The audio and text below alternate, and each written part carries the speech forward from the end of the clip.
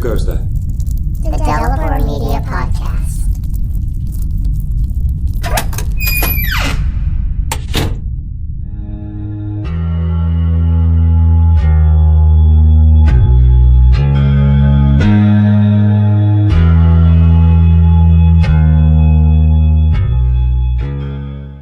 Hello, and welcome to the Developer Media Podcast.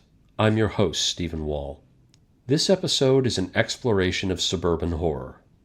I'll talk in detail about the societal ills and flaws that produce the suburbs in post-war America, the links between the suburbs and modern horror, how the suburbs spawned a new form of gothic storytelling, and I'll leave you with some ideas of how you can transform academic research on the suburbs into terrors suitable for any narrative or tabletop RPG.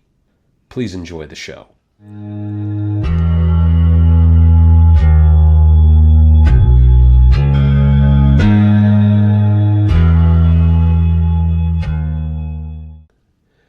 This episode comes with a content warning. During the course of this episode, I will read two pieces from chapbooks authored by Matthew Bartlett, a wonderful horror writer with a lot of vile and gross ideas. Be prepared to be surprised, to be shocked, and maybe to laugh a little bit. Listener discretion is advised. Whenever you set out to have a discussion or present ideas on a project like this, it's good to start with definitions. So this is the definition I'm going to be working with going forward, because I'm talking specifically today about American suburbs, American-style suburbs, and they are a very particular kind of suburb. There are suburbs all over the world. I mean, the reality is that as cities expanded, suburban communities are needed. But how you grow those suburbs and what they look like they're culturally specific or politically specific things. Truthfully, both. And when we talk about American suburbs, what we need to keep in mind is that we're talking about a certain kind of autocentric low-density sprawl. You utilize automobiles to get to and from them. They are spread out in that houses are not on top of each other. They don't build vertically typically. They're single-family homes. And they're low density, meaning that typically you have large spaces where a small amount of people live. Every episode that I put together has a reason. There's a point I'm trying to make. There's some information that I'm trying to disseminate to you. But normally I just kind of allow those main points, those main ideas to manifest on their own. This is going to be a little different in that I'm going to start with my thesis statement up front. I really want to highlight and underline why I'm going to tell you what I'm going to tell you over the course of this episode. My thesis is this. American suburban life was an effort to solve a very serious problem. And the reason that we can draw and pull so much horror and fear and disgust and other vile emotions out of suburban tropes, suburban motifs. The reason we can get away with that is because nothing about suburban life is right. It is 100% the wrong solution to the problems it's trying to tackle. And so all we have to do is look for a problem that suburban life is trying to resolve, and we will find something horrible at the heart of that. If you spend enough time with Lovecraft's creative works and even some of his more practical stuff, like his letters and his journals and his travel logs, you will definitely come away with a sense that there is a connection between horror and architecture. You really can't help it. Architecture was definitely a special interest of Lovecraft's, and he devoted many, many pages to discussing what he liked and what he disliked. For example, he loved gambrel roofs and architecture and buildings from the 18th century. He hated modern attempts to recapture older architecture styles. You can look at the Call of Cthulhu and the way he lambasts the Fleur-de-Lis building in Providence to see how he feels about that. I mean, I've been in the Fleur-de-Lis building. It isn't bad. It's a nice place. It's a good setup. It's a good structure. It's kind of an interesting facade in the midst of a variety of others. But Lovecraft just couldn't handle it. He couldn't deal with it. And I feel like Lovecraft looks at the phony nature of the Fleur-de-Lis building the same way that I look at the American suburbs. I mean, whether it's tract housing or McMansions or even trailer parks to a degree, there is this quality of repeating patterns that I just find unsettling in suburban American architecture. It's like it spreads. It's like it's bacteria. It consumes everything around it and makes all those things look like itself. It takes all the uniqueness and raw qualities of nature and it plows them under, and you get yet another cul-de-sac, yet another housing development where all the homes are kind of modular components that are just switched up depending on what version of the house you decide to go with. There's really only one house in every suburban neighborhood. You just have a variant of it in street after street, example after example. And so, yeah, I mean, especially if I were to look at like a Google map, an overhead view of a suburban neighborhood, I mean, the first thing that I would feel is my stomach kind of churns and I see that this is a suburb. I would see the fractal quality of things like cul-de-sacs and how they kind of twist and bend around themselves, snaking into repeating patterns. And I think that kind of foreign bacteria quality of the layout should be our first clue that there is something deeply wrong here. I think the first problem that I want to tackle where suburbs are concerned, the first place that I want to look for horror in American suburban life is probably the worst thing about the suburbs, probably the most unsettling and uncomfortable truth about them. And for that, we're going to need to talk about two topics that are intertwined with one another. We're going to be talking about white flight, and we're going to be talking about redlining. So these are probably terms that you might have heard before. They have historic significance. They describe historic patterns across the decades of the 20th century.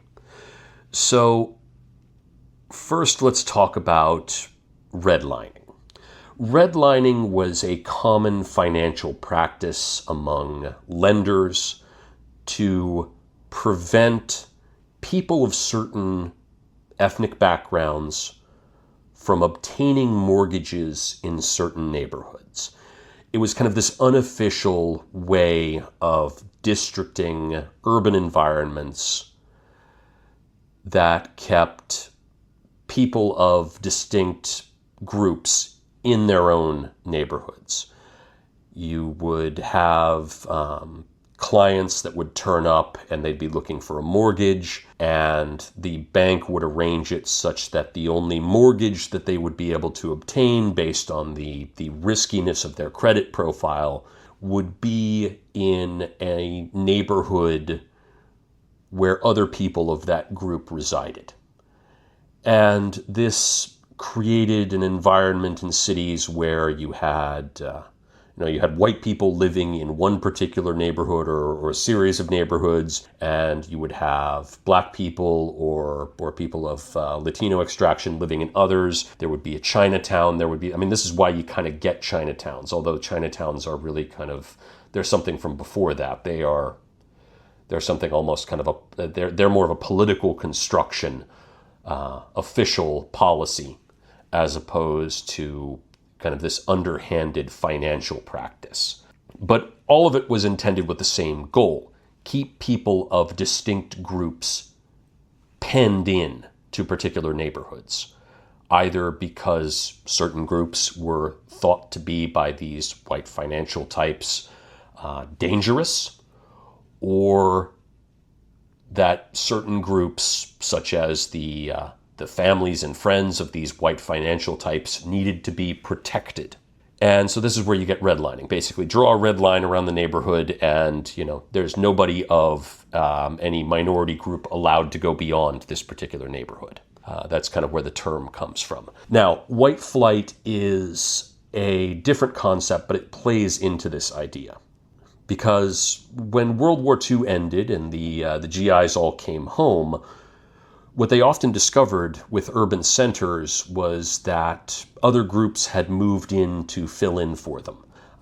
In particular, one example I can think of is the Oakland shipyards in California, with all of the young white sons off fighting World War II. There were opportunities for non-white Oaklanders and people from around California and even other places to move in and take up manufacturing jobs, because that's what wartime is like. It's a constant state of fighting and manufacturing, and so you have to have people to build things. And this is where you get kind of the some early signaling of kind of the women's lib movement, the idea that women end up in factories. Also, minorities ended up in factories, because these were the two groups that were not allowed to fight on the front lines for whatever political or ideological reason.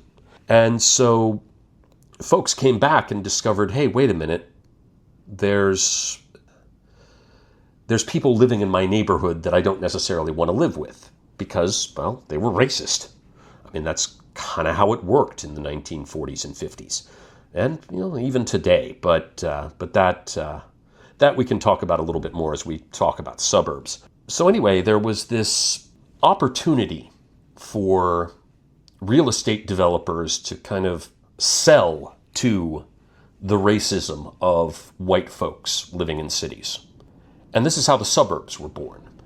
There was a combination of realtors working to develop new areas of land. The cities were expanding, populations were expanding, they needed more workers, they needed more space. They needed places for people to live. But there was also this redlining. So what ended up resulting, and the other factor here is car culture in America, is that they ended up building roads outside of cities into these places that they would create new housing development, new housing. They would expand roads, electricity, utilities, plumbing, all that. And you would get these suburbs. They weren't rural communities. They weren't urban communities. They were suburbs. And so basically what you would get is a single family home where the head of the household would commute into the city to work at a job, a firm, etc. And these kind of became places where white professionals could build community. And that alone, I think, is worth looking at as a horrible idea.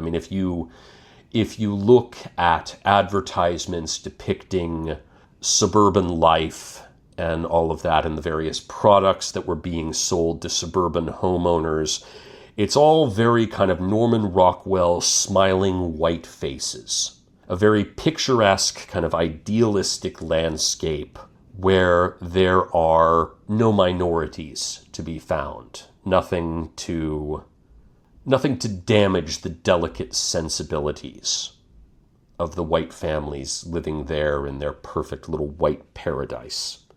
So the suburbs were born out of very hostile racism and a reaction to the discovery when these men came home from war that, oh yeah, we're not the only ones that can do the jobs in these cities. We're not the only ones that can live here.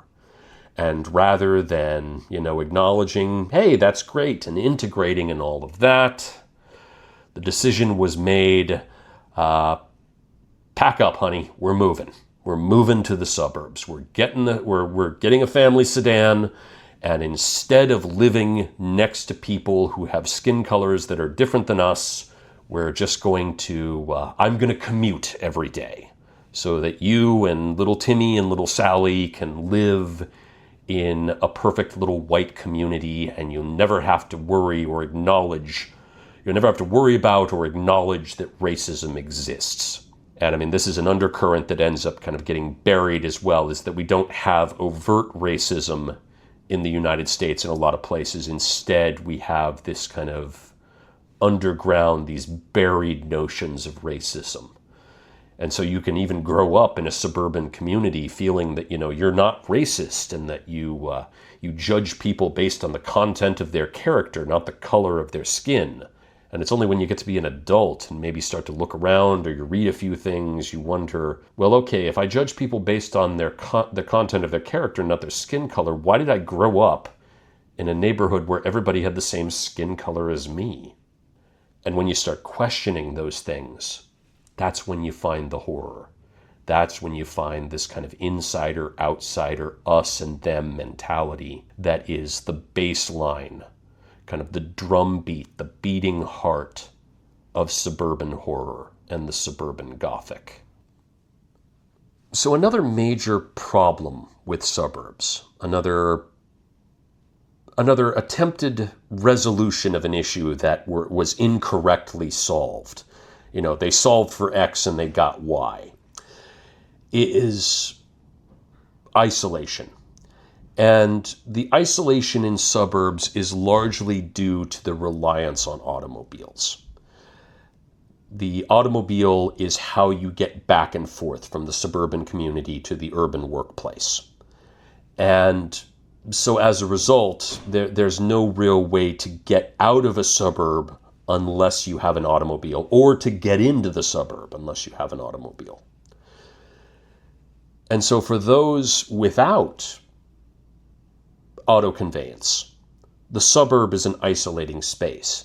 And I'm looking particularly in this case at women, and I'm looking at children.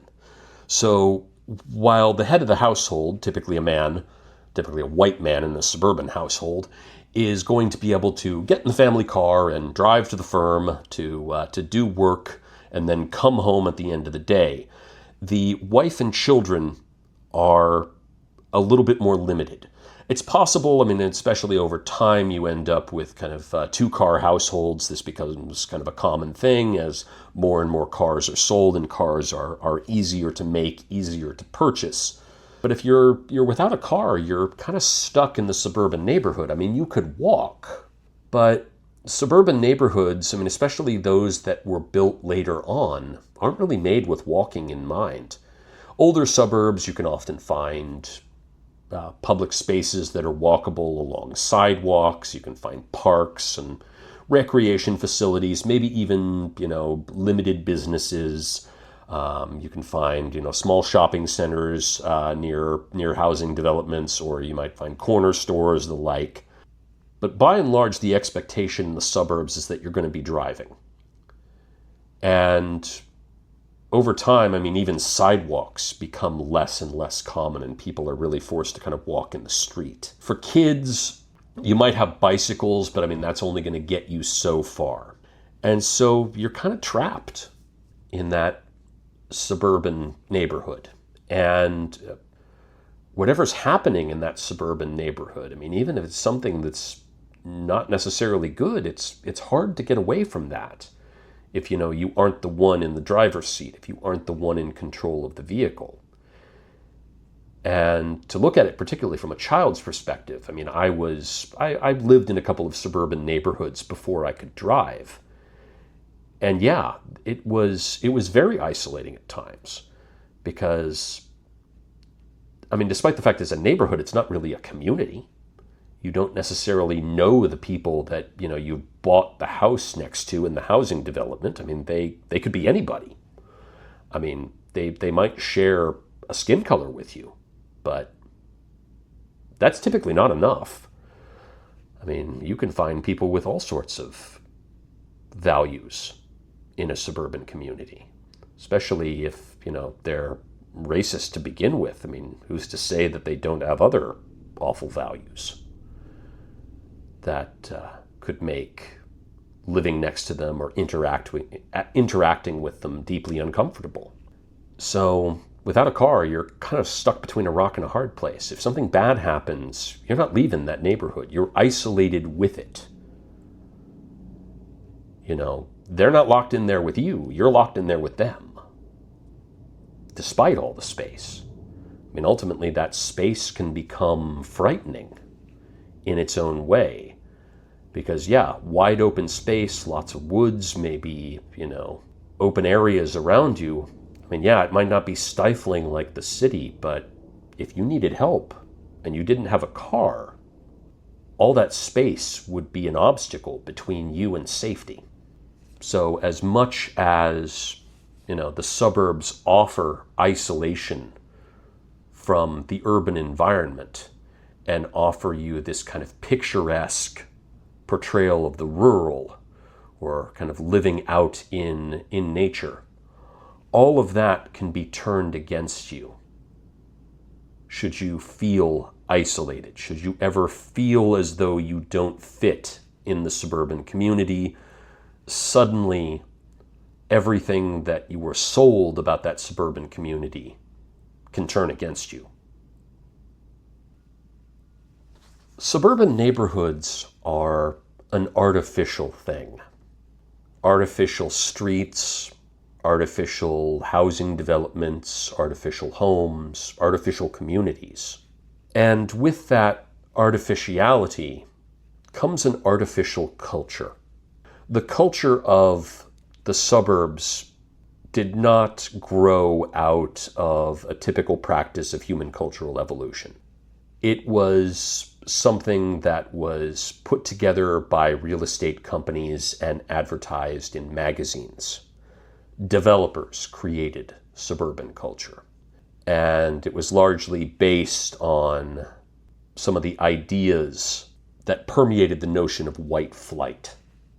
But beyond that, these racist notions of kind of isolating the community for its safety also were bred with consumer culture. And so what you end up getting as you look at kind of early advertising for suburban car culture and suburban community is you get a lot of people enjoying the newest and latest thing.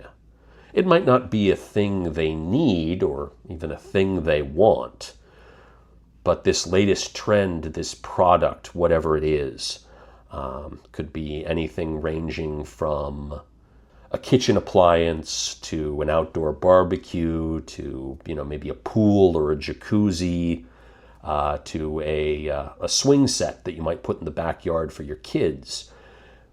Suburban households are always being sold the latest thing. And advertisements portray happy suburbanites as people who have the latest thing. And the reason they do this, this is, again, I think I've spoken about this in a previous episode, but the idea of the Althuserian symptomatic. Basically, that the idea that a commercial is always going to answer questions that nobody asked, and it's going to bury the questions that you should be asking. And so the underlying assumption with suburban advertising of the latest thing is, well, okay, these people are happy because, they have the latest blender, the latest kind of margarita maker, the latest, product. And if you don't have it, well, obviously you're unhappy. And that itself is kind of a horrible thing if you think about it. There's kind of a group think that people that live in these particular neighborhoods can fall into. There is this idea, it's sometimes referred to as keeping up with the Joneses. If you've never heard about this before, the notion that, your neighbor gets a new piece of technology or a new product, and this automatically leads you to desire to have the product because you can see it's making your neighbor happy. And advertising companies and people making things in the United States post-World War II very definitely played on this. It was a trend before World War II. You could start to see it kind of in the 1920s. Magazines always, advertising the latest and greatest in modern technology. It ramped up in a whole new way with the suburbs. Because the suburbs, basically you're outside the urban sphere, so you no longer can walk to things to find what you need. You no longer have these community spaces. Everything needs to come to the home. Everything needs to be in the home. So home-based convenience is essential. A happy suburban family has all the things, has all the toys. And an unhappy suburban family is the one next door looking over the fence, feeling jealous. And this even starts to play with some of those basic notions that created the suburban community in the first place. Remember, suburbs were created out of white flight. They were created out of fear of living in environments where other people live. There was clearly a delineation between us and them. We don't live where they live. We live where we live. And consumer products, people making products for everyday living noticed this, and they started to prey upon it. Because now you don't just have us and them. You've now isolated yourself in the suburbs, so you don't have a them. Well, what is the them? Them are the people that don't have the products that you have. They're the people looking over the fence at you. They're the ones that are jealous of you. Don't you want to make sure that you're the one who's seen in an enviable position rather than the person looking across at your neighbor and envying them? And this is really kind of the amazing irony of the suburbs is, the developers gave the people seeking safety and monoculture and homogenization, they gave them exactly what they wanted. And then they turned it against them. The final kind of major element that I'm going to talk about when it comes to the suburbs, again, this has all been about kind of solving problems in the wrong way, is I'll call it suburban hypersensitivity. And what this means effectively is that when you have created a neighborhood, an environment that is understood through advertising or just through cultural transmission to be utopian, then anything that is out of place, anything that is not part of the cultural understanding, not part of a culture's understanding of itself, is like an irritant. It's like sand under your shirt. It's noticeable, it's grating, it's annoying. So all you need for a suburban community to get on edge, to be upset, is to introduce just a little bit, just the tiniest amount of what this utopian neighborhood thinks of as the other.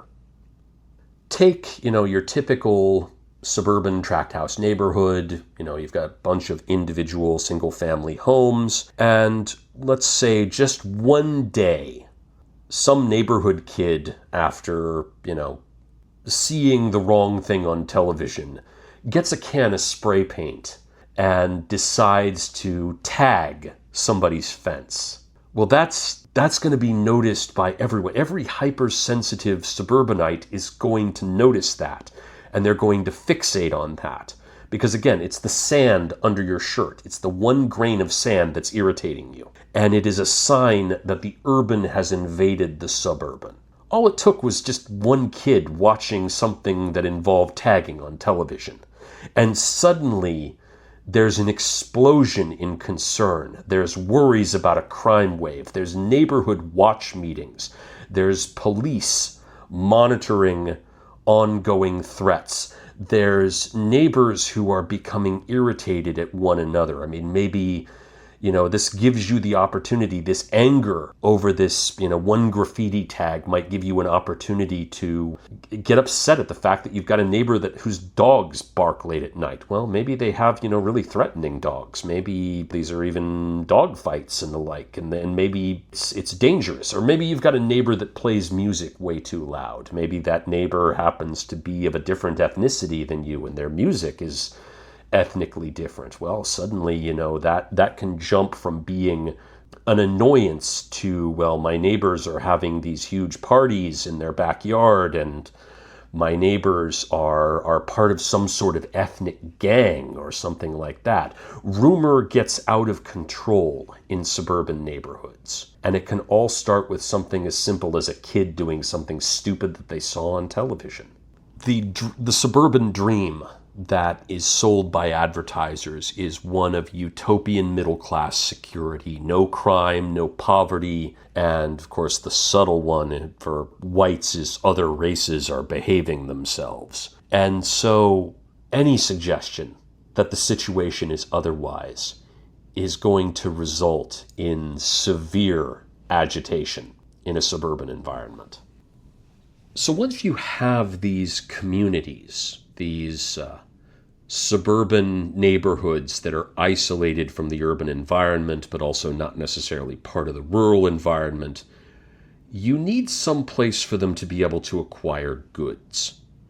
Because they're not self-sustaining in any way, shape, or form. I mean, if anything, the research shows that suburbs tend to be a drain on urban environments, and also they don't provide the influx of customers for rural environments either. They're a sink in so many different ways. And the end result is you need somewhere where these suburban folks can get their consumer goods, their resources, their food and whatnot, but also their furniture, their appliances, the various things they need to fill out their houses. Some of these necessary, many of these kind of fripperies that are consumer indulgences. But where do they go? They can't go to the city because this is a culture that is based on cars, and the city doesn't have the parking to sustain the suburban car culture. And going rural, I mean, that's not really going to help. They're not going to be able to get what they need, and it's also going to be too far for them to travel. So you have to create something in between. Now, the first invention was what you might call the shopping center. The idea that you would plant within or nearby suburban neighborhoods structures that were intended as places to buy goods. This might start with kind of large chain grocery stores, but eventually you would have these series of stores that would be stacked up together, kind of a business district, a micro business district within the suburban environment. So you would have your large kind of chain grocery store, but then you would have secondary stores, and you might even have restaurants and the like that were associated with it. And they would all be surrounding a large area suited for parking vehicles. Now, by virtue of the way this is laid out, it becomes a terrible waste of space and a drain on the environment. A parking lot is, well, it's useful when there are cars in it, but off business hours, there's just nothing happening there. It's just a flat desert of asphalt. And I mean, we even see this in some films and the like, or television, where the deserted parking lot at night becomes a dangerous place as a result. Again, remember, we're talking about a series of communities that have hypersensitivity to urban things like crime. Crime is something that takes place in the city, at least as far as suburban residents understand it. So put any kind of suburban resident in a situation where they can potentially see crime, and they will. Even just hints of it, even just the possibility of it is enough to set off alarm bells as far as suburban residents are concerned. But even then, with the shopping center giving suburban residents what they needed in terms of the basics, there had to be a step up from this because, again, the suburban environment is a monoculture that is focused on consumerism. And so it's not just enough to build a place to consume goods. You need to build a temple dedicated to the consumption of goods. Enter the shopping mall. The shopping mall takes the principal structure of the shopping center and creates a closed environment.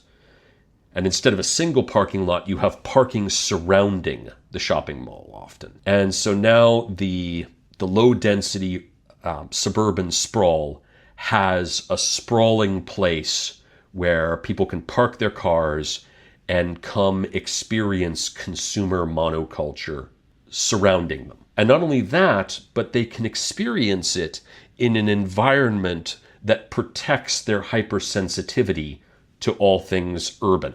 Presumably, if you've been in a shopping mall, you've noted that there's an absence of panhandlers. There's an absence of people handing out political leaflets. There's just generally an absence of anything other than shopping and consumer indulgence. This is intentional. Malls have entire security teams dedicated to keeping the outside world at bay, to provide a bubble-wrapped, cushy experience to get people to spend money. The shopping mall was understood as not just a consumer mecca, but it was understood to be a safe consumer mecca, a place where you could bring your family, a place where your children would be safe, because there were things for children to do at shopping malls as well. There were arcades, movie theaters, the like. It's an entertainment complex that is geared toward consumption. You don't even have to stop consuming at a mall if you get hungry, if nature calls. There's washrooms and there's a food court. And the food court is, I find it interesting just because it provides these very kind of styrofoam-packed, tailor-made cultural experiences. In the suburban environments where I lived growing up, the mall food court was kind of my first opportunity to experience foreignness through food. And so there were opportunities to engage with potentially other cultures, or what I thought of as other cultures, in a safe, structured way as a child that the adults in my life were okay with, that were comfortable with. And the child's experience of the mall appears to be critical to its survival. And I say this both as a child who experienced malls, but also as a child who consumed popular culture in the 80s and 90s and witnessed the prevalence of mall culture as a touch point in popular media. The companies responsible for the real estate and consumer products that were central to malls made an effort to reach out to the youngest and most vulnerable Americans in order to inculcate them in the idea that the mall was part of American cultural practice, to the point that essentially propaganda was produced to bring children into the frame of mind that going to the mall wasn't just something you did to buy products or anything like that, but it was something fun. It was something enjoyable. It was a childhood ritual, and there was pleasure to be found. And for the longest time, I was dimly aware of a particular pop culture property that focused on this. It wasn't really something of my generation, but it would have been more appropriate for kind of my younger sister who was about 5 years younger than me. And I remember it, and then I rediscovered it thanks to kind of roaming around the internet and finding folks like me who grew up in the 80s and 90s and remembered these things. Back in 1997, Mary-Kate and Ashley Olsen starred in a video, like a VHS video that your parents could purchase for you, and it was called You're Invited to Mary-Kate and Ashley's Mall Party. This didn't air on television, at least as far as I know, but it was something that parents could pick up as kind of a secondary sort of direct-to-video form of entertainment. This would be kind of like a movie that you could show a small child. And it was a collection of kind of very faint storyline beats and a lot of music videos and sing-alongs that focused on mall culture as Mary-Kate and Ashley Olsen toured the Mall of America, presumably one of the largest shopping complexes in the United States at the time. As I look back at it now, and I'm going to put a link to this video in the show notes because you can find it in 2 pieces at archive.org. And I really encourage listeners to take a look at this. Because, and maybe you don't have the same reaction that I do, but when I look back at this now, this video that might have been playing dimly in the background of my childhood, I have the same gut level reaction to it that characters in H.P. Lovecraft stories have reading the Necronomicon. There is horror, revulsion, and also just morbid curiosity. It's like I can't stop turning the pages of the Forbidden Book as I look at this. And it inspires me on a level that I can't quite explain. You really just kind of have to see it for yourself. I mean, again, it feels like something out of a horror movie. It feels like something fit for like The Ring or something like that. It is just a truly nightmarish piece of consumerist propaganda. And absolutely worth studying if you're going to look at what the suburban environment can contribute to horror narrative, whether in book form or TTRPGs. And I can't really say that I'm treading new ground here by looking at the shopping mall as a space for horror. Lots of other horror authors have already investigated and found all kinds of awful things to share with us about the nature of the shopping mall.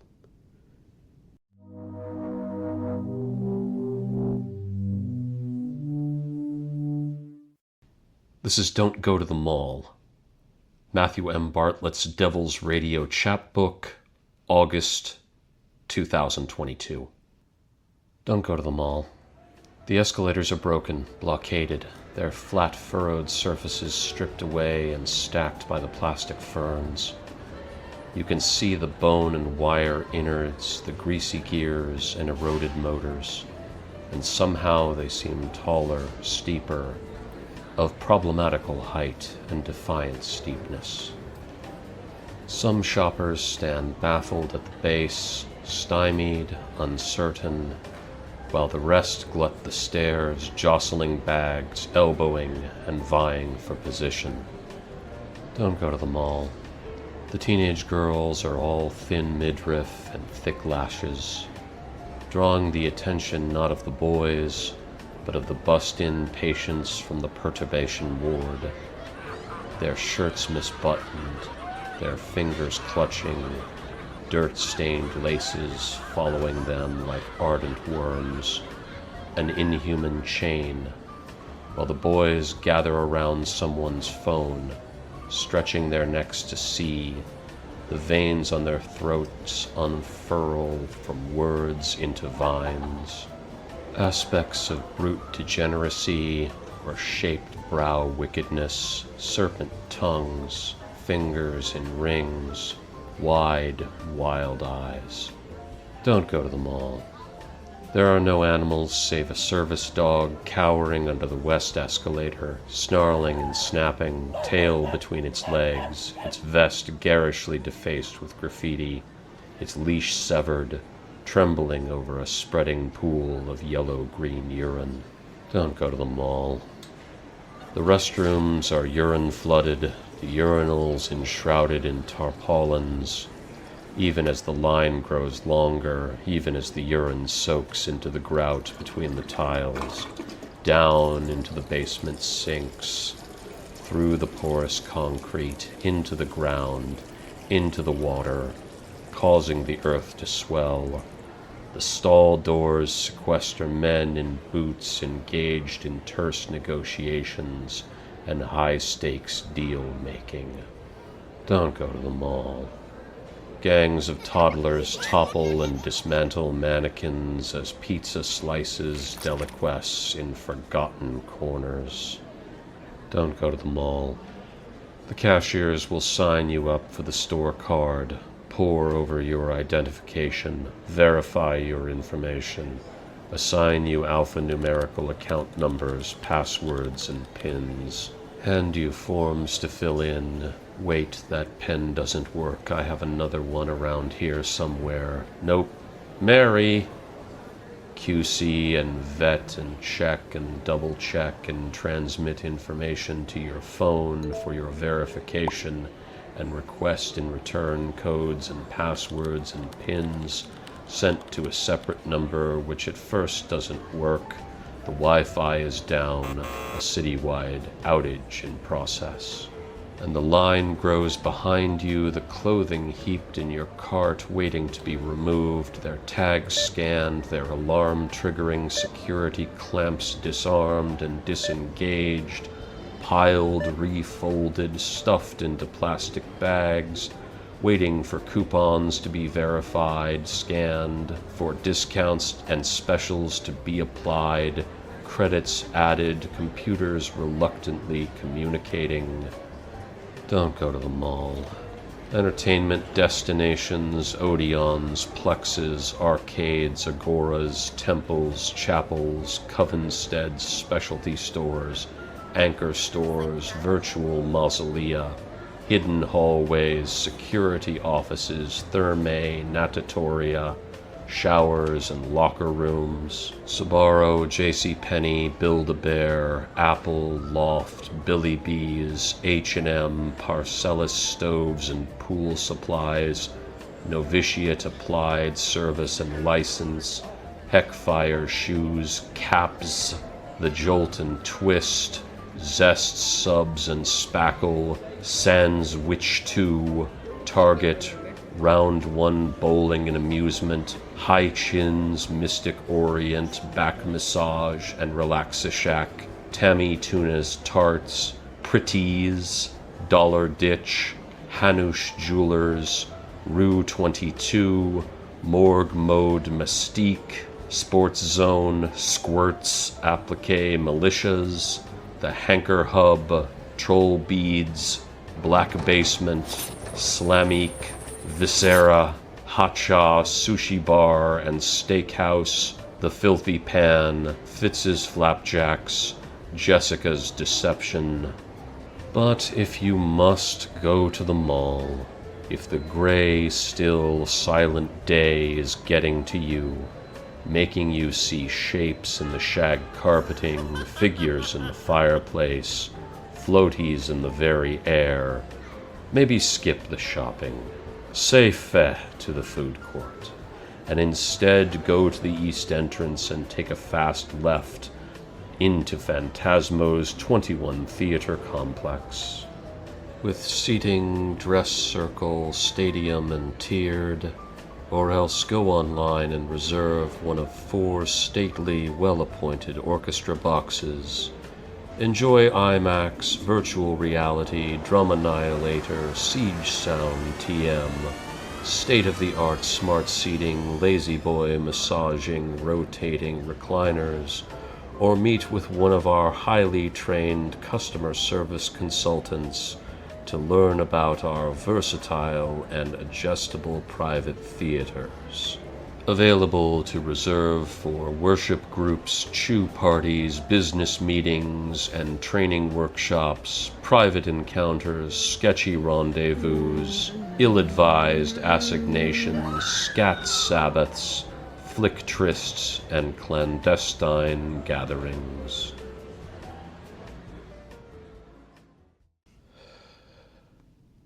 And now a brief word on the latest publication from Delapore Media.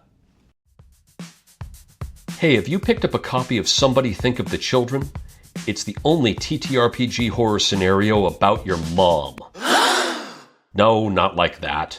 Your players take on the roles of neighborhood moms in a retro 90s vampire horror scenario full of true crime inspiration, folklore, and Americana. All for the Call of Cthulhu role-playing game. It's available on PDF at DriveThruRPG.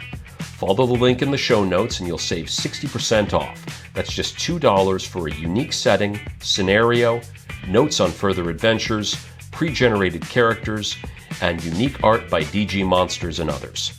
Follow the link and get your copy today. And now back to the episode.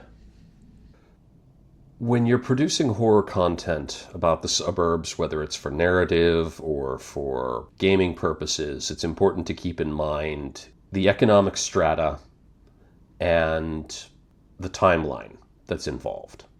Because the thing is, the suburbs, like any other kind of half-formed, half-thought-through American project, they have kind of a rise and fall. There's a period of time where they work, and it works as intended, and then people either get bored or cracks start to show in terms of the underlying framing of the idea. And one could say that both happened with regard to the suburbs. So there's kind of a rise and fall with the suburbs. If you're talking about the suburbs in the 1950s and 60s, and maybe even into the 70s, you're looking at kind of this pristine, guarded environment, this space that is isolated from both cities and the rural. And these are the suburbs at their height. These are the suburbs at their most Norman Rockwell. However, once we get to the 70s and the 80s, we're starting to see some economic collapses within the suburban middle class. And also the children of this first wave of suburbanites have grown up. And they've decided, like a lot of kids decide when it comes to their parents, we don't want what our parents had, we want something different. So the children of the first wave of suburbanites move back to the cities. They migrate back, and they create a process called gentrification, which is its own political horror, but it's something that would probably be reserved best for another episode. So what you end up with after the fall of the suburbs is this outlier space outside of cities where the rent is cheaper, but it comes with the high cost of commute and isolation. At this point, the only wealth that's going to remain in the suburbs is going to be behind a further layer of security. This is the gated community. A gated community is very obvious about the us and them dynamic of the suburbs. Basically, it's taken everything that is subtle about suburban life in terms of this is a space where the urban doesn't belong, and it has made it emphatically obvious through the use of gates and security guards. At the same time, you also have an intensity of keeping up with the Joneses. Gated communities are much more consumer-oriented, but oriented towards big-ticket consumer purchases. I mean, these aren't... The Joneses no longer have a barbecue and a backyard pool. They have a Ferrari and a yacht. The other cultural confrontation that's playing out in a space like a gated community is going to be the difference between new money and old money. There are different kinds of rich people in the United States. This is why the middle class are sort of being strangled in the United States, and why there's such a focus on the upper echelons at this point, because there are different varieties. There are the folks that have been in the game of being wealthy. So this would be kind of the old money crowd. This would be the crowd where, you have an estate that was inherited from your parents, who inherited it from your grandparents, who inherited it back from your great-grandparents who fought in the Civil War. That sort of thing. That's old money. Whereas these gated communities in suburban environments with their McMansions kind of represent new money. And new money has this drive. I mean, they're not just keeping up with the Joneses in terms of keeping up with each other. They feel pressure to keep up with the old money.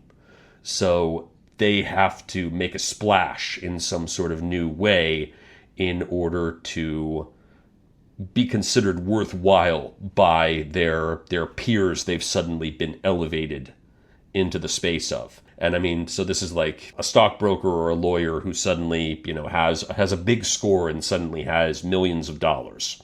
So at this point, they have to do things that are, well, frivolous and garish in order to keep up with wealthy culture. So this is how you end up with a McMansion, which is McMansion is a term used for these for gated community houses that are of a particular size, kind of a mansion style in terms of their square footage, but they have a very kind of formulaic, very cut and paste approach to things. And also the architectural style, the cut and paste architectural style tends to be very, very garish. If you look up McMansion on Google or any other search engine, you'll see what I'm talking about here in terms of how they look versus if you were to look up an estate home from the 1900s or from the 1890s, just the difference in what you would see. And so with the McMansion kind of community, with the gated community, there is this drive to show off. There is this drive to impress with things that are new and fancy and garishly expensive. The long-term old money wealthy are going to own things like Rolls Royces, stuff like that, whereas the garish McMansion types are going to own sports cars that are too powerful to drive on streets but are still somehow street legal. Meanwhile, as the economic downturns of the 70s and 80s start to squeeze the middle class a bit more, start to kind of wrap their hands around the middle class in America, the middle class suburbs start to take on a different cast. They become, well, they start to fall apart, realistically. This is where you can start to find suburban neighborhoods that, might have been kind of well manicured tract homes in the 1950s, but now 30, 40 years on, they've dilapidated, the lawns have overgrown, the sidewalks are cracked, the streets are not maintained, and the people that are living in these homes aren't, well-to-do upper middle class professionals, but instead they are struggling lower middle class, maybe even struggling upper working class types who have been pushed to the edge of the cities. And so this can give you kind of a very different environment. It's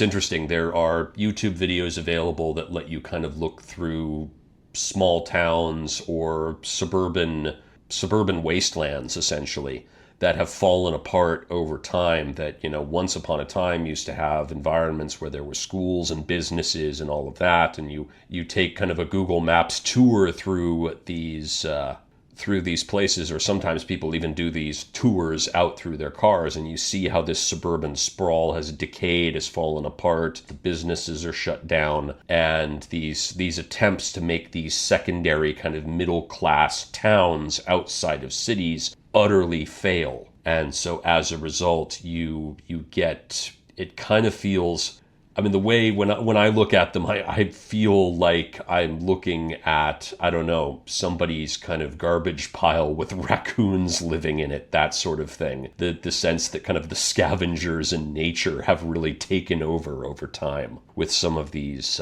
suburban projects. And then, now I'm going to be careful as I talk about this, because, then we're kind of getting to a real sort of working class place, and I have to stress that I'm not familiar with this personally. I grew up with friends and peers who were involved in it. And of course, I mean, I watched some of the same media that everybody else watched. And this is the trailer park. The trailer park was, again, one of these inventions of the post-war era. America was coming out of the war. They had largely survived unscathed. There was this huge economic boom, and the personal automobile kind of entered into a cultural focus. And so with that, the trailer park became a thing. Originally, the trailer park was sort of this, it was almost kind of like this minimalist, it was an advent of car culture. And it was supposed to be kind of the adventurous frontier of the middle class.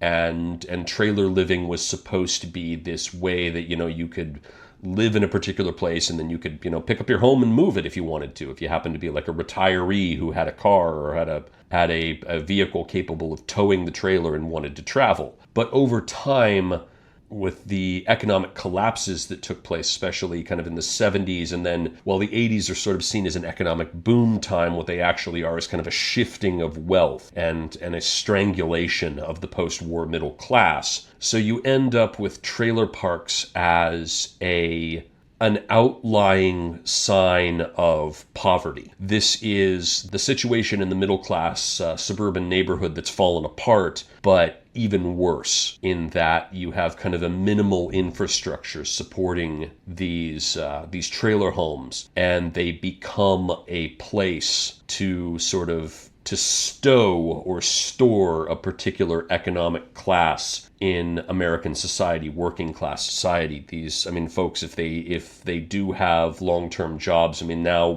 if you're living in a trailer park, you've got a very long commute. Your trailer park is even further isolated from other elements of community. It's kept separate from the middle-class suburbs or kind of the mallified portions of outer cities. And so you're really in an isolated space, and the community, because it's isolated and because it's economically cut off, it becomes a place where people fall apart, or it encourages people to move in who have fallen apart.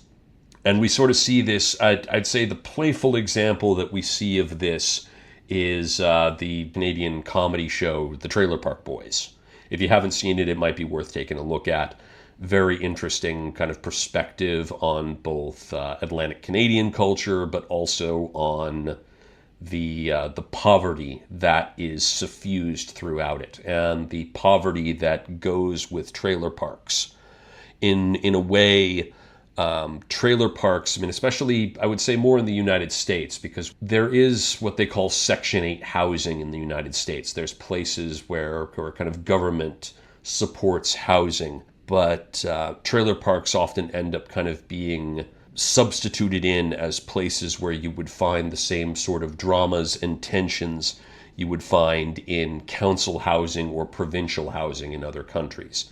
Maybe kind of urbanized, what are called the housing projects, might be kind of another sort of swap that you could do with a trailer park in terms of themes and motifs. You could find some of the same things there. But again, be careful playing with it. Or I would say, I mean, especially if you weren't born in that situation or aren't familiar with that situation through family life, etc., be careful playing around with it, because, I mean, these are people's real lives often, and they're suffering. So, treat with the appropriate respect, I would say. As an afterthought to this, I will add that one of the better horror portrayals of trailer park life that I've seen is actually Stephen Graham Jones's Mongrels, a werewolf tale that kind of takes into account poverty in the midst of discussing the horrors of supernatural change and other factors that werewolves are typically there discussing. Now, definitely, as you've been listening to this, you've probably been thinking about various films that utilize the suburban as a setting, or utilize trappings of the suburban as ways to bring in horror motifs. And there's a lot of good examples out there. I mean, there's stuff from back in the 80s, like Nightmare on Elm Street, like the Halloween films.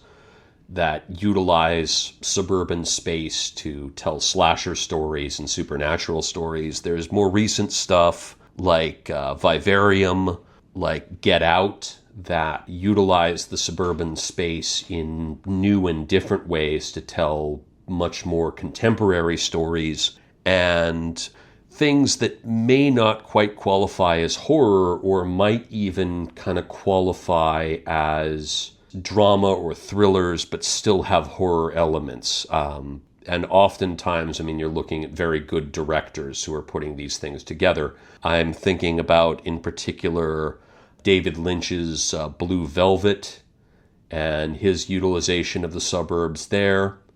And also Sam Mendes's American Beauty, which is a phenomenal film and really kind of captures something about the suburbs that goes a layer deeper than a typical horror story, but still contains a lot of horror elements and still often has you on the edge of your seat as you're watching the downfall of a suburban household. And Mendes's American Beauty is actually a quintessential example of the suburban Gothic. And I want to come back to talking about the suburban Gothic in particular because I think this is the suburban element that really kind of dovetails with the Lovecraftian. I mean, Lovecraft embraced the Gothic in his time, and the Gothic remains. It's just where we previously had kind of foreboding castles and misty moors and mansions, we now have suburban neighborhoods with manicured lawns and hidden secrets. So as I think about myself as a Lovecraftian, I think about the suburban Gothic as kind of my ideal lens through which to tell a story about the suburban landscape. There's a great blogger called M.A. Clean, or Michael Clean. Clean spelled Kleen. American folklorist who looks at, well, among other things, he has a great number of articles on the suburban Gothic. And what you really pull as you read those articles is that the suburban Gothic thrives on contrasts between the appearance of something and the hidden truth. That's your key motif with the suburban Gothic. There's some way that something appears, and then there's the dark truth underneath it. And American Beauty is a great example of this, in that you have, this perfectly pristine suburban household where every member of the household is falling apart in a different way while trying to prop up the facade of the perfectly manicured suburban life. The conformity is about concealing something dark. It's about keeping the revelations out of reach. It's about keeping the truth out of reach, and instead putting up this kind of propped up kind of fictitious view of your life, which is that, everything's fine and the gardener comes every week and the house is perfectly maintained and we're all living quite comfortably with our 2.5 kids and dog, that sort of thing. But underneath it, and it's kind of a safety mechanism if you think about it, because this keeps people out. This keeps people from prying too deeply about your affairs and prying too deeply about the problems that you might have. If you can present an exterior that shows that everything is fine, that's kind of a defense in and of itself. It's like having security. Everything's fine with our lives. Why would you question it? That sort of thing. It gets us back to kind of that Althuserian symptomatic, where we get you to ask questions that you don't need to ask, and we keep you from asking questions that you should be asking. And so there are layers to the Gothic. That's the other kind of interesting thing, is there's layers to the dark secrets. A surface layer in kind of a suburban community might be, okay, we have this perfectly manicured house. We have, nice backyard, nice family, all that. And, maybe we host swingers parties on the weekends when the kids go to grandpa and grandma's, that kind of thing. So maybe that's one layer to it. But then you could easily have other layers as well. You could go from, we host sex parties on weekends when mom and dad get some time to themselves, or it could be, we actually have a basement where we keep sex slaves, and it's pushing to that kind of next level. You can have layer upon layer of dark secrets, and then in the sex slave layer could even kind of have like an occult component to it, and kind of layering that even more. So the genre is about unmasking these layers of suburban illusion, of these layers of perfected, manicured, middle-class life. And I think that Clean in particular, in some of his articles on his blog, which I'll add in the show notes, does a great job of going through the ideas about the suburban Gothic, noting it in particular films, and I think his film recommendations are stellar for that reason and worthwhile if you want to do a little bit of further research.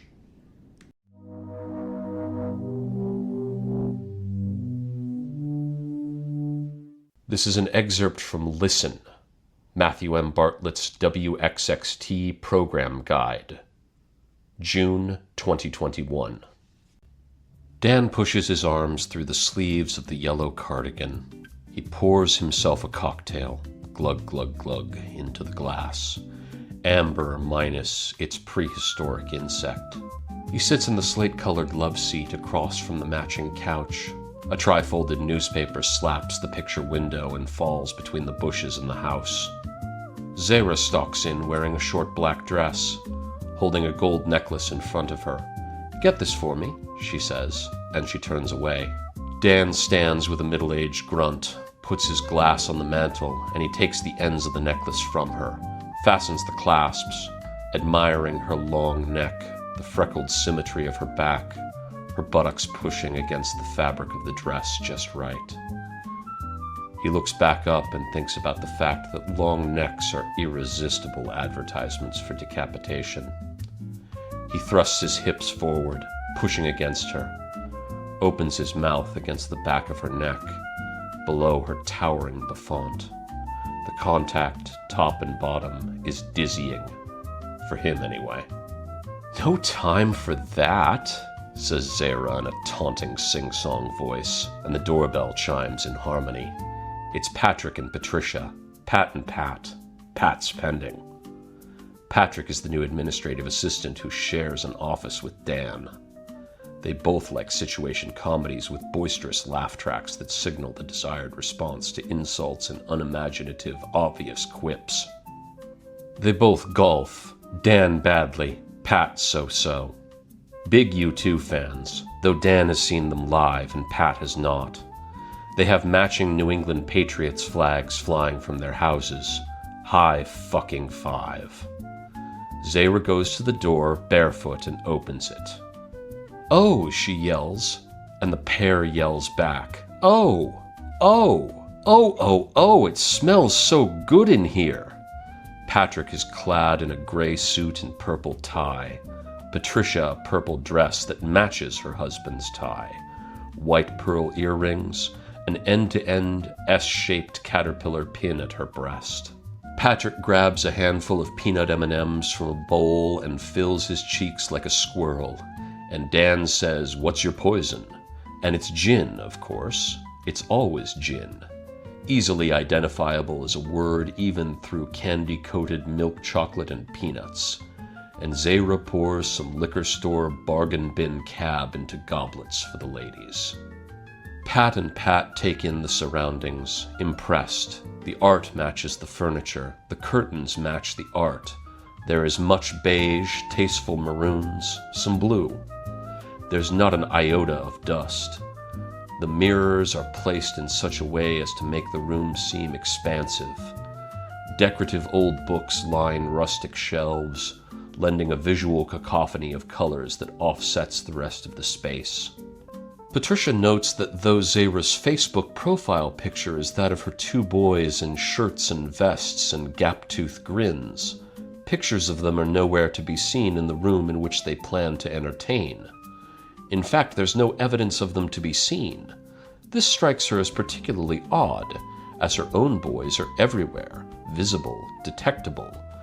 They're a presence in the house even when they aren't at home, like visible poltergeists with endless energy. Odors, howls, dents, stains, broken CD cases, echoes, impending puberty.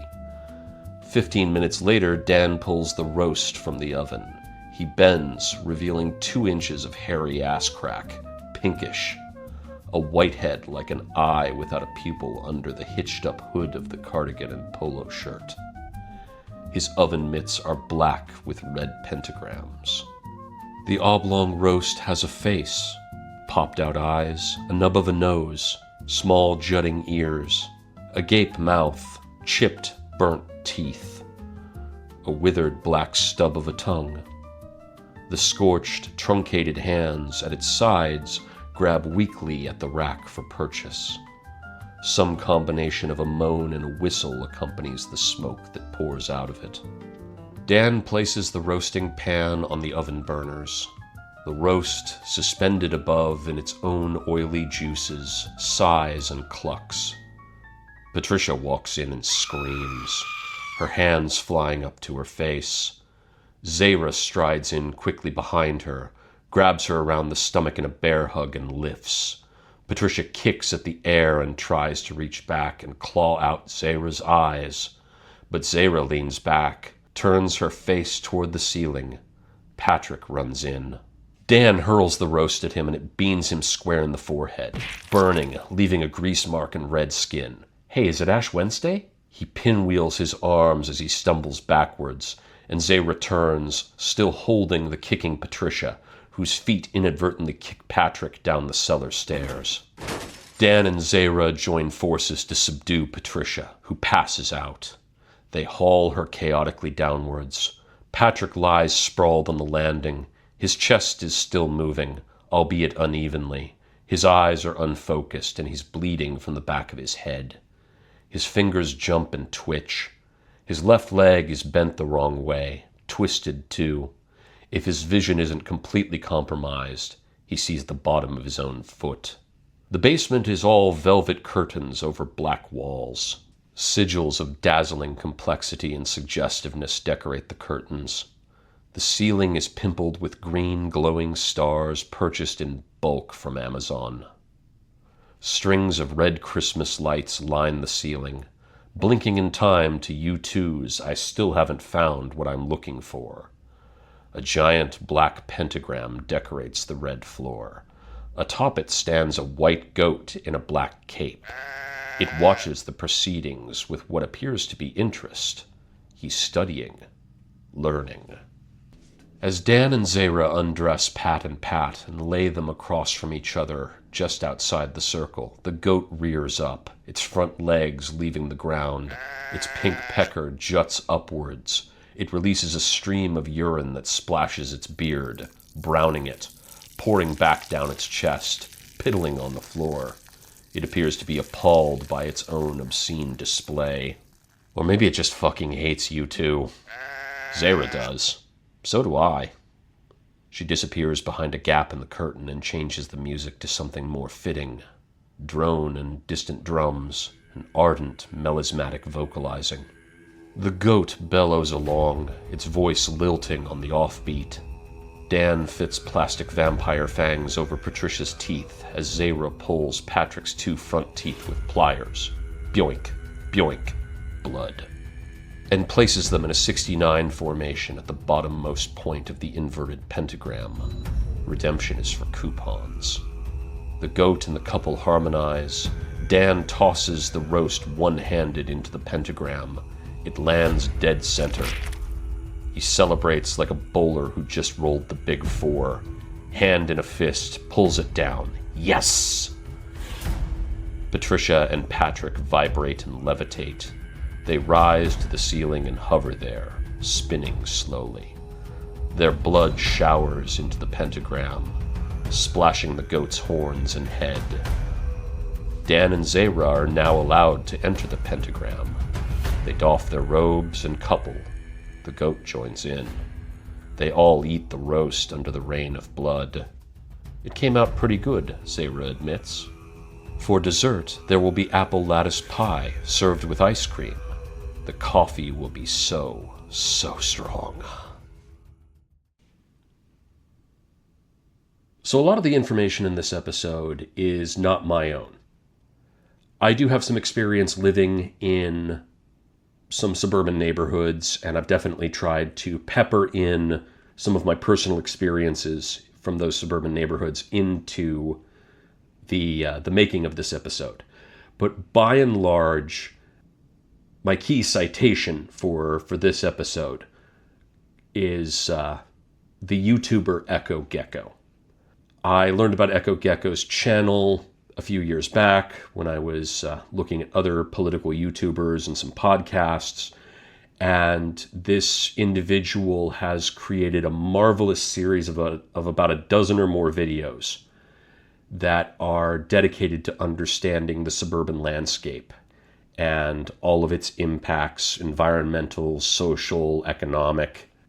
And it has really taught me a lot. I would consider this resource to be worthy of any classroom. I mean, if I were discussing this in a classroom, I would bring these videos as a way to disseminate information to students who might not be overly familiar or might not have the immediate means to start tracking down their own research on the subject. I think this is a good head start. This is a good place to begin for understanding the issues with that crop up as a result of the American suburbs. Now, Echo Gecko is an environmentalist and a social scientist, or at the very least a student of these disciplines. And this individual is dedicated to making the world a better place, even has some videos on examples of how American suburbs can improve the situation on the ground going forward. As a horror writer and a horror gamer, that's not necessarily the direction I'm wanting to focus on. I'm wanting to focus on utilizing horror as a way of bringing these issues of the suburbs to my players or my readers. You know, maybe I want them to look at their own suburban lives a bit differently. Maybe I want them to kind of consider this topic. And to do that, we need to add those kind of horror components to the academic work on the suburbs that Echo Gecko does. So I'm not necessarily going to go through Echo Gecko's videos one at a time, but I am going to kind of take their Suburban Wasteland series, and I'm going to walk through kind of some horror ideas that are based on them. Let's talk about what makes the suburbs scary. So if we look at Echo Gecko's Suburban Wasteland series, the first video is How the Burbs Bankrupt Us. I think this speaks to the isolative component of the suburbs. Maybe not as they were originally conceived, but today how they're used. And I want to give an example of how they're used that I find kind of strange and confusing, and also I think maybe a rich kind of environment for horror. At least this might be a way to start you out, get you going, plant the appropriate story, especially if you're gaming and you need a way for characters to get into a closed suburb environment. And this is the phenomenon of the suburban basement apartment. Now, this might not be the norm in every city, but where I live, suburban basement apartments are a regular thing. And so you'll have these suburban homeowners who set up their basement as a separate rentable unit. And the idea is to facilitate either an individual moving in or perhaps a couple moving in as a means to obtain additional income. Because we have to keep in mind, especially once we hit kind of the 1990s and that, the suburbs are starting to fall out of favor. And the the middle class that is holding up the suburbs and utilizing the suburbs is slowly being strangled out of them. So these kind of additional ways to make money, these kind of secondary hustles or these side projects or these turnkey operations become a way to maintain one's suburban status. So you could easily have something like a college student or a young professional, somebody who might be a suitable modern investigator moving into a suburban neighborhood, even maybe say like a divorcee if you wanted somebody who was a bit older, or hell, if you wanted like someone who was a senior citizen, there's no reason that you couldn't have somebody whose spouse has passed away and maybe their pension is dried up and all that, and they have to move into a suburban basement apartment. So the first thing is that, your living space is now underneath someone else's living space.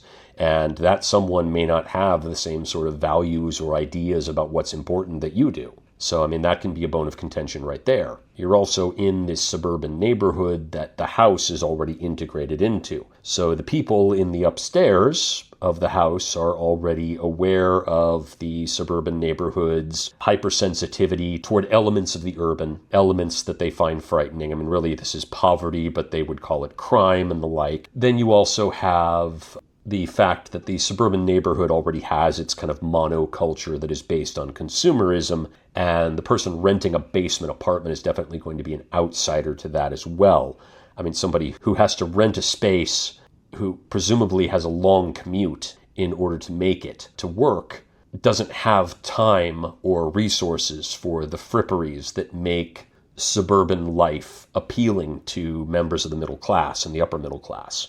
And then there's the isolation of car culture in the suburbs as well.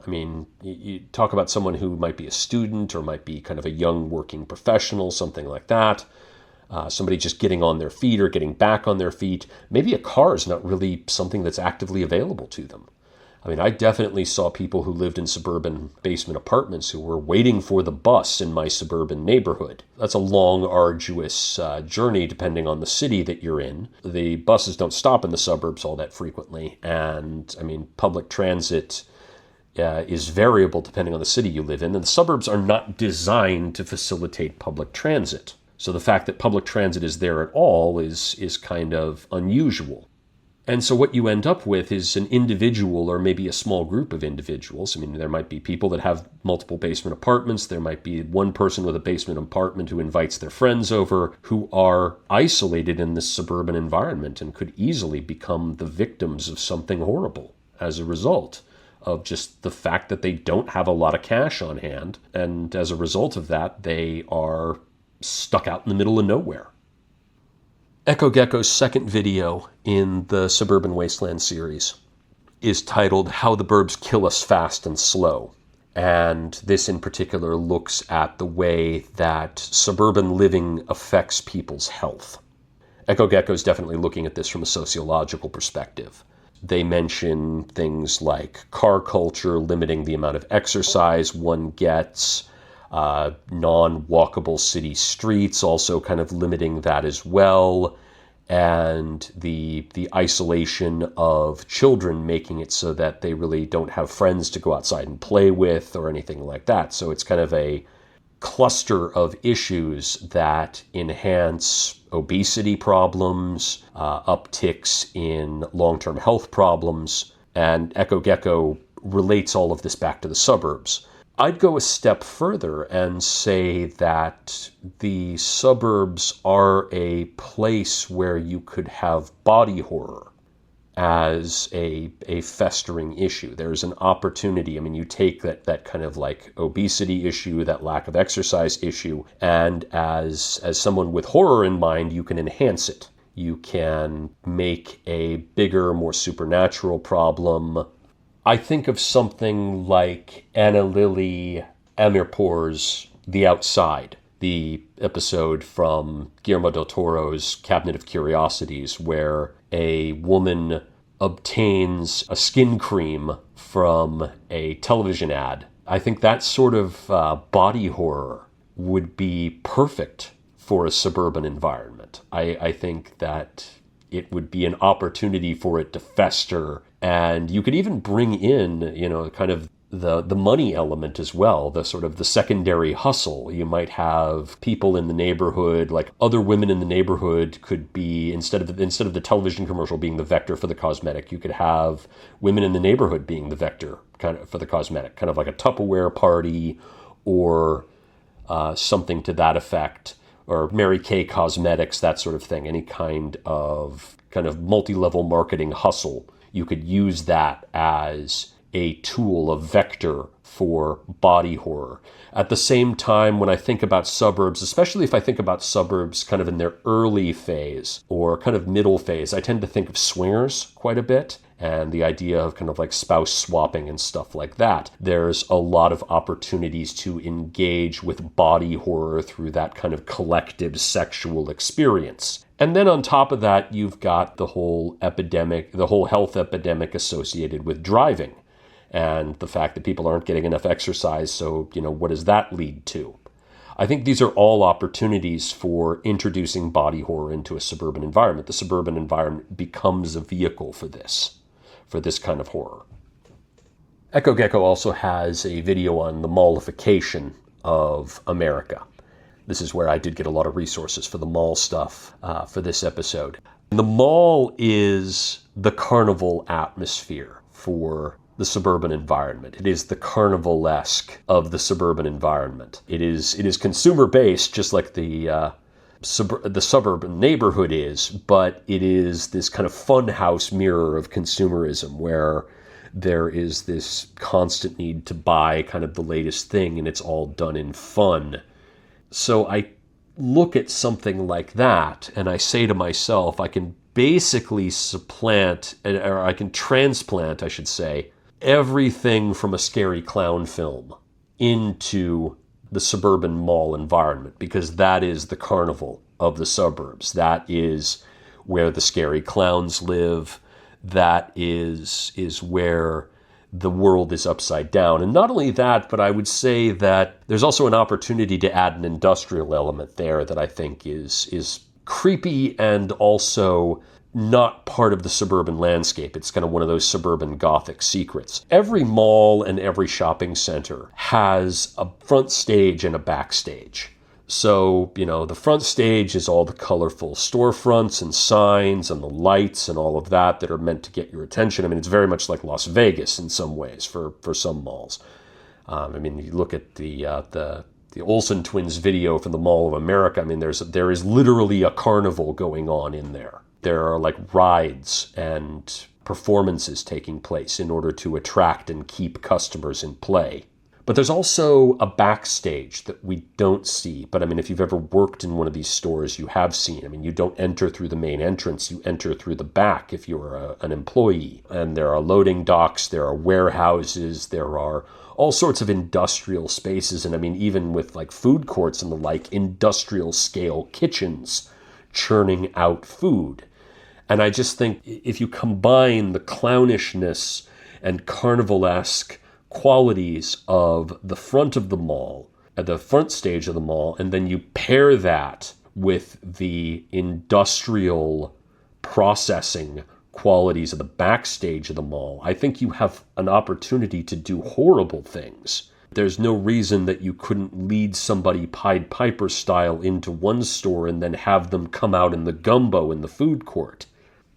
While not part of the original Suburban Wasteland series, Echo Gecko does provide kind of an epilogue in the form of a video titled How the Burbs Blight Childhoods. And this is particularly talking about how, especially more recently developed suburbs, limit the capacity to do things as simple as walk home from school, or they don't provide sidewalks that allow children to go between houses and between streets safely.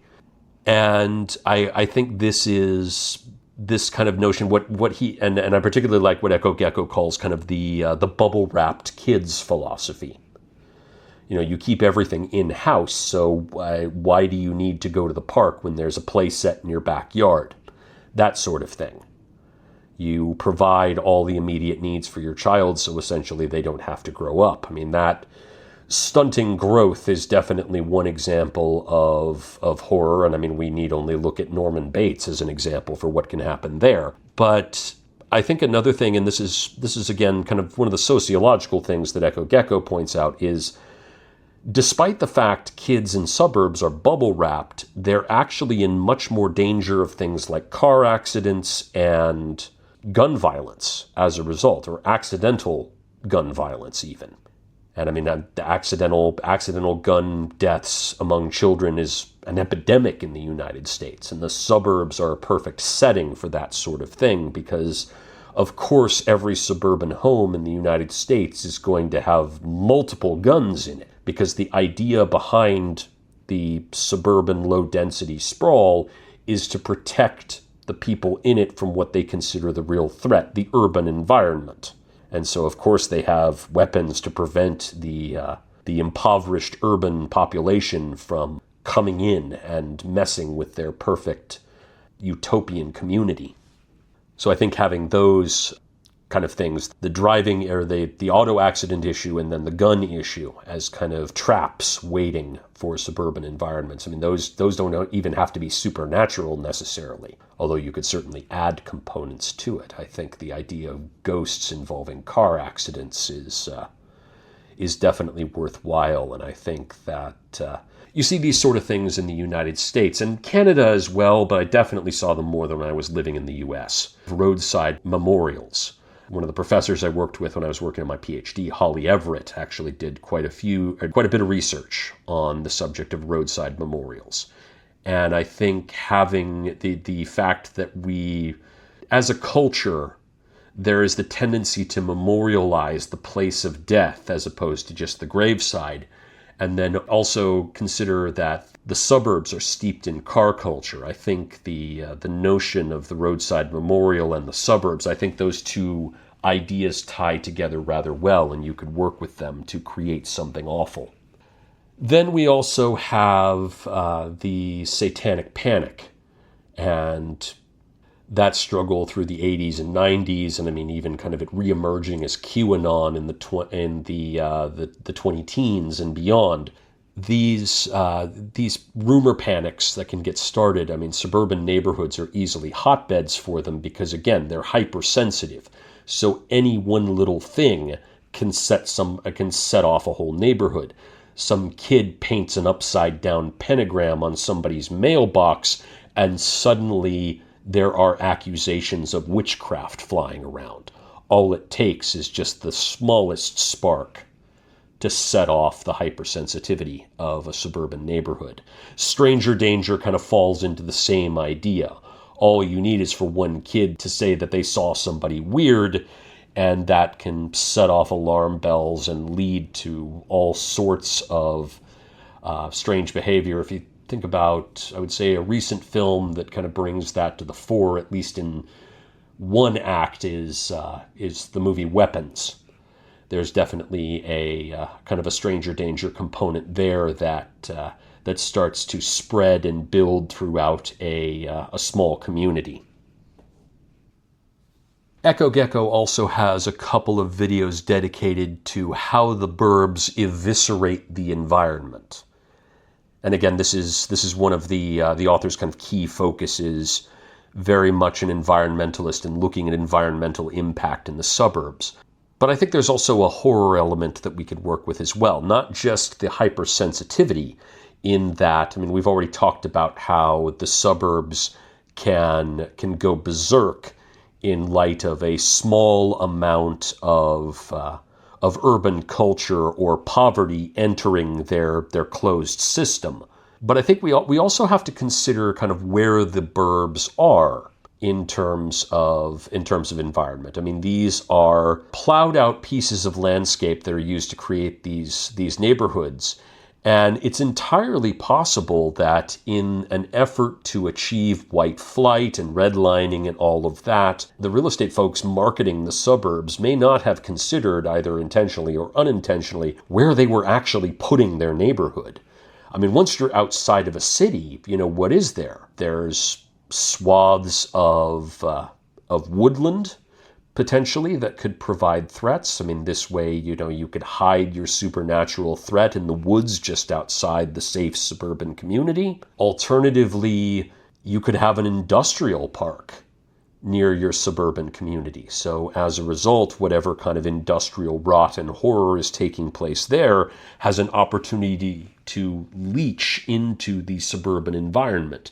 And this safe space just becomes a vector for whatever toxicity or industrial disaster might be present just, a few kilometers over. And of course, at the same time, the burbs might also reach out and expand. Remember, the American suburbs are low-density sprawl, so they're constantly expanding. There's constantly new housing developing, and they need places to put it. And a clever real estate developer, there may be a bunch of buried garbage or something like that, an old landfill or something that a clever real estate developer might manage to hide and conceal through paperwork, and suddenly you've got a suburban neighborhood right on top of a hotspot of environmental horror. You plow sewers into a place where toxic waste was stored, and you might have fresh new buildings, but they are built wrong and horrible as a result, or the people are wrong and horrible as a result. And my final thought for this episode is taken from Echo Gecko's aptly and creatively named video Doom Vroom. So this is where Echo Gecko talks about car culture specifically, and its kind of isolative quality, and how these suburbs are set up so that streets are for cars, not for walking people, and modes of transportation apart from the car are discouraged. And so I think, there's an isolative quality there as well, but I think to myself, if the SUV, and this is the other kind of factor in Echo Gecko's video, is that the SUV, it has become the hallmark of suburban life. It is the default setting for suburban car culture. And the SUV isn't about storage or anything like that, as it turns out, or transporting large numbers of people. There are other ways to do that. The SUV is about protection. It's about isolation, hypersensitivity, and white flight, once again. The SUV is a way to have a family tank, essentially. If you're outside the safety of the suburban environment, you have a slightly smaller kind of walled version of your fortress in the form of the SUV that protects you from the urban threats. And so it makes me wonder, has anybody considered the notion of retelling the story of Christine, of Stephen King's Christine, but through the lens of SUV consumerism? Instead of a muscle car, you have this SUV, and maybe this SUV that's haunted or what have you, maybe it even kind of represents and has those protective qualities of the suburban environment. Maybe it's hypersensitive, maybe it, is subconsciously patterned after white flight. It's openly hostile towards people who are not participating in suburban car culture. I think I'd end on that note. Just if you need an idea for a suburban setting, I think taking Stephen King's Christine and repurposing it within a suburban SUV, I think you get a very suburban story that you can tell. And to clue up, I just want you to keep in mind that the suburbs are freaky and wrong. And the reason for that is because they were built to hide societal flaws. This society, this American middle-class society, built a prison to protect itself from its own malevolence. And we should not be surprised that the prison turned out to be as evil as the society that created it. And as authors and gamers who are invested in horror, we should not be afraid to confront that societal evil and to play with it in a way that inspires our audience to look at it and look at themselves. Thank you for listening to the Delapore Media Podcast. You can find a variety of horror gaming resources at www.delapore.media. That's Delapore spelled Delapore. Delapore Media, toward verisimilitude in tabletop role-playing. Take care.